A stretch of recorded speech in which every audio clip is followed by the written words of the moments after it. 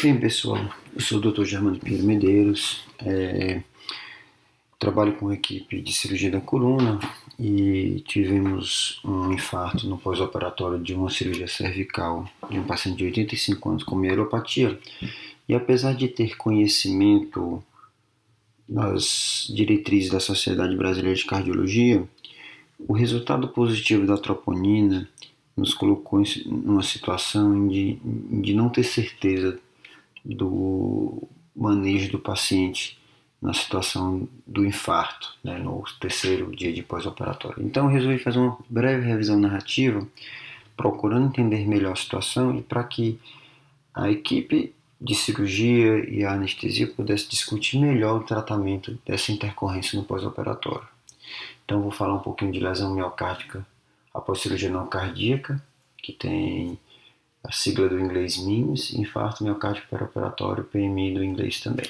Então, infarto miocárdico é a lesão miocárdica que leva a aumento e redução do índice de troponina, fazendo a curva, e esse aumento acima do percentil de 99, associado à dor torácica de natureza isquêmica, alterações eletrocardiográficas, anormalidade na contração ao ecocardiograma e trombo intracoronariano. Esse trabalho que fala da fisiopatologia da isquemia miocárdica perioperatória traz a definição de lesão miocárdica após cirurgia não cardíaca e trata-se de uma lesão de célula miocárdica levando à elevação da troponina de etiologia isquêmica durante a cirurgia ou nos primeiros 30 dias após a mesma. Não inclui nesse caso, nessa definição, elevações de troponina por outros motivos, como TEP, sepsis, cardioversão, e as troponinas cronicamente elevadas, no caso dos pacientes com insuficiência renal crônica, por exemplo, e insuficiência cardíaca. Bom, a incidência de lesão miocárdica é de 0 a 19%, dependendo da população e do tipo de cirurgia. E, nesse autor, ele fala que a incidência de infarto miocárdico perioperatório, ou seja, necrose, é de 20 a 40% das lesões miocárdicas após cirurgia cardíaca, e isso depende da sensibilidade da troponina, ou seja, se a sensibilidade da troponina for maior, você vai ter uma menor quantidade de infarto percentualmente. Bom, e a classificação do infarto miocárdico perioperatório? Existem outros tipos de infarto miocárdico, mas as classificações mais comuns são a tipo 1 e a tipo 2. Então, a tipo 1 é o que acontece no paciente que chega na emergência com síndrome coronariana aguda, em que teve uma placa rota, aterosclerótica e trombose luminal, levando a supradesnivelamento de ST. No tipo 2, existe um desequilíbrio entre a oferta e a demanda de O2. A gente vai ver o que acontece então nessa fisiopatologia, né? No paciente, o infarto miocárdico tipo 1, você tem uma placa instável que se rompe e leva à oclusão da artéria coronariana. No infarto tipo 2, você tem uma lesão crônica, uma placa estável e que, por algum motivo, houve um aumento do consumo e ou uma diminuição da oferta de oxigênio devido a essa alteração anatômica pela placa, que limita o diâmetro da placa naturalmente e limita também a vasodilatação numa situação de necessidade de aumento da DO2, né? E a gente vai ver aqui o que acontece então nesse caso. Bom, aqui é a saturação venosa no seio coronariano. A gente vê e nos diversos órgãos. A gente vê que a taxa de extração do coração é muito elevada, já no seu limite. E quando o coração precisa de uma maior quantidade de oxigênio, a compensação se dá por vasodilatação coronariana, o que é dificultada pela lesão coronariana crônica. Então, o que acontece normalmente? Um aumento do consumo de oxigênio leva a um aumento da DO2 por vasodilatação. Quando o paciente tem uma lesão coronariana, esse equilíbrio não passa a não existir. E aí você tem situações que aumentam a VO2, como a contratilidade e a tensão da parede ventricular, e podem diminuir a DO2, como anemia com diminuição da HB ou diminuição da saturação de oxigênio, assim como diminuição do raio da coronária. A gente sabe que a resistência é elevada à quarta potência. Então, fatores que diminuem o aporte de oxigênio, o suprimento de oxigênio,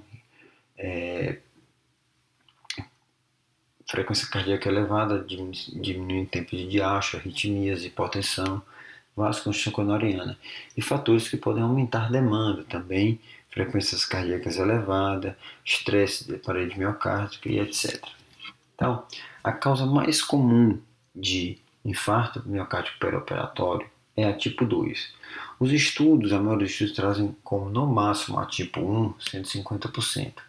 E esses estudos geralmente são feitos em cadáveres que pressupõe-se ter uma relativa maior taxa de tipo 1, já que o infarto tipo 1 tende a ser mais grave. Então você teria nos óbitos uma maior percentagem relativa de tipo 1. Tem trabalho mostrando que o infarto tipo 2 pode chegar a mais de 70% em relação ao tipo 1, né, em relação ao total de infartos, desculpa. E a predisposição ao infarto perioperatório é doença arterial coronária pré-existente, inflamação, cirurgias com maior trauma cirúrgico, né, tendem a levar a mais inflamação, maior risco de instabilidade de placa, instabilidade hemodinâmica. As alterações mesmo causadas tanto por sangramento quanto pela anestesia e anemia. E quais são os gatilhos para o infarto miocárdico perioperatório? Vários, né, dentro do contexto perioperatório.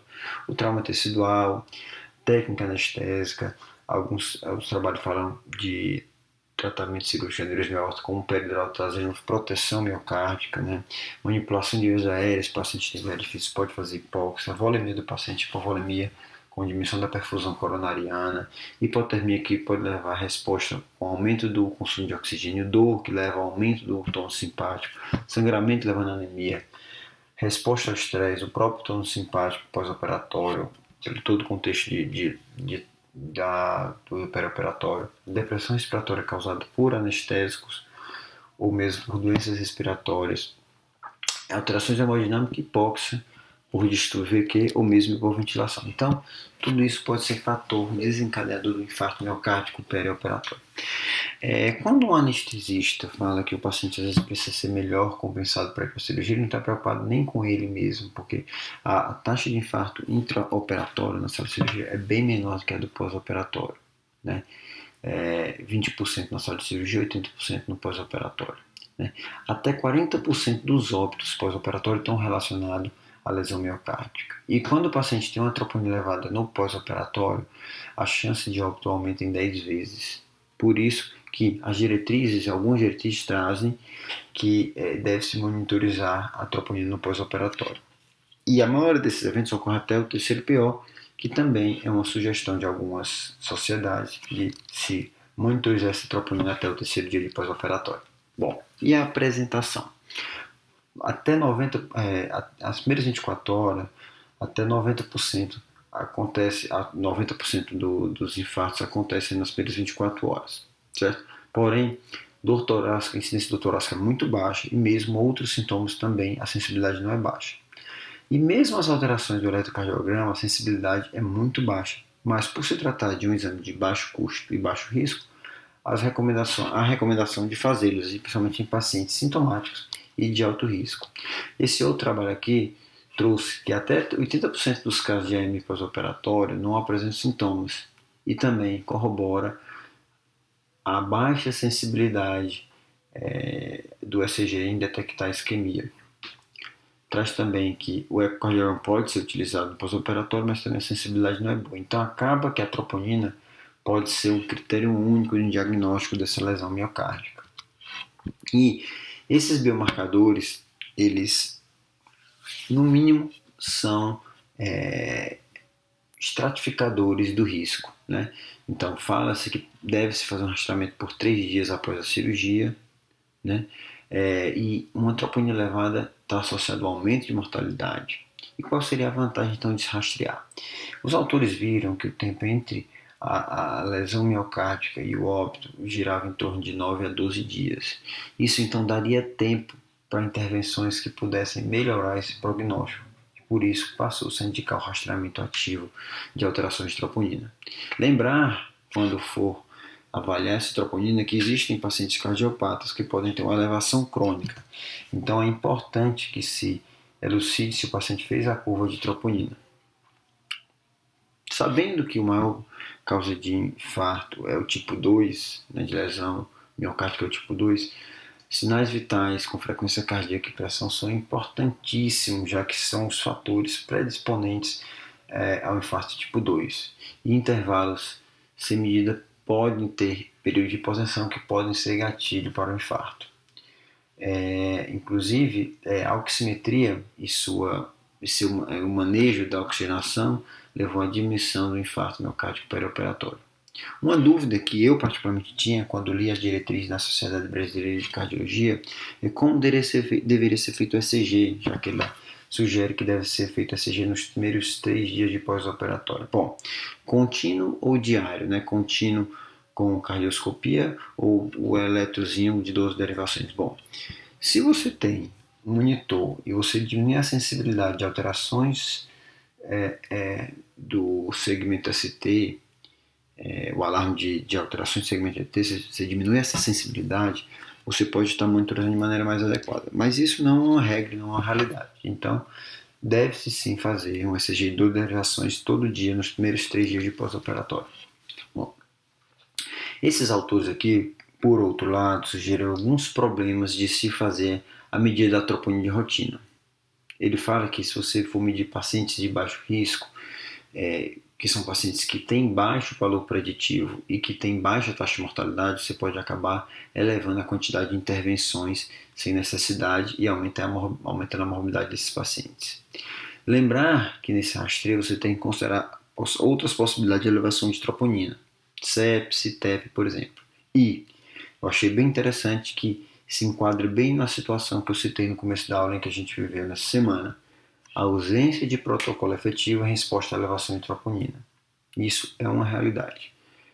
E aí eu copiei até a frase ipsiliteris desse autor que fala: é por isso que esses autores não recomendam a medida de rastreamento de rotina de troponina pós-operatória para todos os pacientes, mas apenas para aqueles de alto risco, que inclui pacientes com doença arterial coronariana confirmada e aqueles submetidos a procedimentos de alto risco. Então a gente tem que individualizar bem quem a gente vai estar rastreando, porque isso pode levar a pior prognóstico no momento em que eu tenho uma troponina elevada e eu vou ter que intervir de alguma maneira. Então, para eu tratar, eu tenho que diferenciar o tipo 1 e o tipo 2, eu já falei anteriormente, o tipo 1 associado a uma placa com ruptura e trombo coronariano, sintomas de início espontâneo, alterações importantes no eletrocardiograma e geralmente associado a maiores elevações de troponina.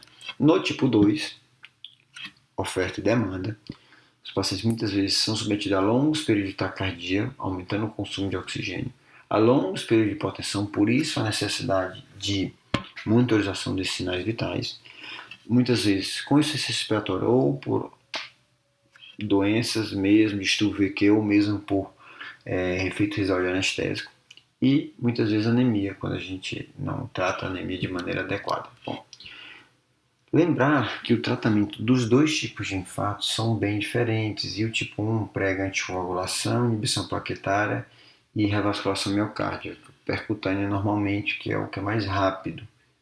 Já o tipo 2 prega-se uma correção da hipovolemia, correção da hemodinâmica e tratamento dos gatilhos. Então não há diretriz específica para o tratamento do infarto perioperatório.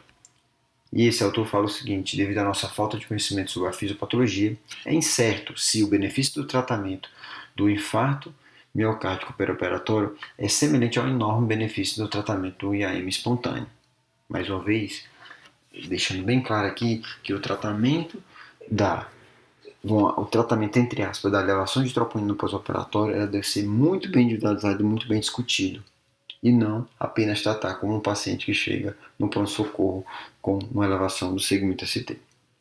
Essa aqui é a terceira diretriz de avaliação cardiovascular perioperatória, e ela fala que no infarto miocárdico perioperatório sem supra, você tem que contrabalancear o risco de sangramento no tratamento. Então, a primeira coisa que você tem que fazer é corrigir os fatores desencadeantes do desequilíbrio, anemia, frequência cardíaca, hipotensão, baixo DETO e hipovolemia. Você avalia o risco de sangramento, inicia estatina e, se decidir preferir por heparina não fracionada, já que é mais fácil de reverter, e vai individualizar a estratégia invasiva para pacientes de maior risco, que ela estratifica, pacientes de 1 hora e 75 anos, isquemia de parede anterior, supradesmilatamina de ST. Então, você é capaz de passar para a família essa estratificação e decidir também junto à família esse risco, né? Veja que a partir de 2, quase 1/4 dos pacientes vão a óbito. Bom, ainda na busca de uma coisa objetiva em relação ao infarto miocárdico perioperatório, eu ainda não estava satisfeito, eu achei esse artigo que fala um pouquinho disso, né? Então, infarto agudo miocárdico e perioperatório. Você tem que sempre no tratamento contrabalancear o risco de sangramento com a terapia e sempre individualizar. E aí eu achei interessante, assim, me perguntei como é que então é feita essa individualização, que depende da idade, comorbidades, expectativa de vida, hemodinâmica e do tipo de infarto. Bom, em caso de instabilidade, não há muito o que se discutir, né? Acontece um ciclo vicioso em que o paciente faz disfunção de VE, diminui PA, diminui pressão de perfusão coronariana, aumenta a isquemia e faz mais disfunção de VE. Nesses casos, o diagnóstico e a terapia tem que ser muito rápido, os pacientes têm que ir para a hemodinâmica e submeter a intervenção coronariana. E, independente da gravidade, até pensar em um balão intraórtico. No caso de estabilidade, aí entra o que os cardiologistas fazem muito bem, mas que eu acho que na hora de discutir um tratamento de infarto miocárdico perioperatório, o anestesista tem um papel crucial nessa discussão. Então, o anestesista tem que conhecer as calculadoras de estratificador de risco, que não são tão simples. Tem essa time aqui para infarto sem supra de ST e tem essa outra aqui que é a Grace, não são tão simples, mas que a gente tem dispositivos eletrônicos, aplicativos que fazem essa estratificação de maneira muito rápida. Não tem nenhum conflito de interesse, mas esse aplicativo é muito bom. Tem vários calculadores de risco, tem o score de Duke para capacidade funcional, onde você avalia a quantidade de métodos que o paciente é capaz de fazer. Então é bem interessante esse aplicativo. Você pode fazer essa calculadora de risco para expor à família o risco de mortalidade e dessa maneira você conseguir estratificar e tratar melhor o seu paciente. Se você vai decidir se você vai privilegiar o risco de sangramento ao tratar uma coronaria ou se você vai privilegiar o risco de uma piora da lesão miocárdica e da isquemia miocárdica ao não tratar completamente o infarto agudo. Então, esse é o algoritmo que ele traz e a instabilidade vai para a terapia invasiva, né? No caso de estabilidade, você vai ver se é com supra ou sem supra, e ele divide o supra de ST em baixo e alto risco. Isso aqui eu não achei muito adequado, porque o paciente com supra de ST, ele tem uma artéria ocluída, ele tem que ir para a sala de hemodinâmica. Então, eu fiz a seguinte modificação, né? Então, instabilidade hemodinâmica vai para a terapia invasiva rápido, dupla antiagregação plaquetária, e se for necessário, balão intraórtico. No supra de ST também, o mesmo caminho, como ele está estável, ele não vai para o balão intraórtico, ele vai para a terapia invasiva, mas os pacientes sem supra de ST, eles são avaliados em alto e baixo risco, e se for baixo risco, eles vão para a terapia medicamentosa, a ser discutida com o cardiologista. Prevenção. Basicamente, para prevenção, você vai fazer estratificação dos pacientes, calculador de risco, fazer biomarcadores. Isso vão permitir que você faça uma estratificação a partir de exame, principalmente de estresse, né? E poder compartilhar com a família decisões no perioperatório. As medicações em si, beta-bloqueadores e AS, não trouxeram grandes benefícios em seu início no perioperatório. A única certeza que existe hoje na literatura relativa aos beta-bloqueadores é que devem ser continuados no perioperatório se o paciente já toma, né? Em relação às estatinas, tem mostrado benefício significativo com diminuições de complicações cardiovasculares, também em cirurgias vasculares, né? Então você deve iniciar a estatina até 2 semanas antes. E a revascularização miocárdica não melhora o resultado. E se você tem possibilidade de adiar a cirurgia, e se você for colocar um stent, o paciente tem condições de esperar a cirurgia por 6 a 12 meses, então você pode até pensar em fazer essa revascularização profilática, mas não tem melhorado tantos resultados, né? Então, conclusão, ênfase na fisiopatologia do infarto tipo 2, né? Bloqueio adrenérgico adequado, pressão de perfusão coronariana adequada, otimização da DO2, né? Um plano anestésico adequado, manejo adequado da dor para evitar o tom simpático aumentado e a resposta endócrino-metabólica e a resposta simpática à dor, e evitar variações hemodinâmicas. E eu queria deixar uma ressalva aqui, principalmente no pós-operatório, já que, como eu disse, a atenção é um pouco diluída, né? Então você às vezes não tem aquela preciosismo de tratar essas variações hemodinâmicas. Então, definir a fisiopatologia do infarto miocárdico perioperatório, se é tipo 1, tipo 2, isso vai mudar o seu tratamento. Evitar os gatilhos, né? E a minha preocupação é como evitar esse gatilho, principalmente no pós-operatório, onde a tensão é reduzida. Definir protocolo de tratamento junto à equipe de cardiologia do hospital. E essa decisão tem que ser equipe individualizada. E sempre que possível e houver tempo hábil, compartilhar as decisões com a família.